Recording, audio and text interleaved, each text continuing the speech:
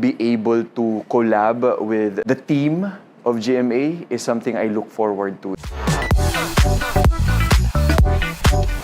My reaction when I first found out the collaboration ng Kapuso Stars and Kapamilya Stars, sobra akong excited to the point na I'm really wishing na matuloy. Kasi nung time na yon, nung nadinig ko, hindi pa masyadong sure yung plans. But now that it's happening, sobrang akong excited kasi alam naman natin that GMA is #1 ngayon. So parang to be able to collab with the team of GMA is something I look forward to, something that I am excited to see and experience kasi syempre for the rest of my journey in showbiz industry, it's always been with ABS. So now, finally, I can officially say that I'm working with GMA.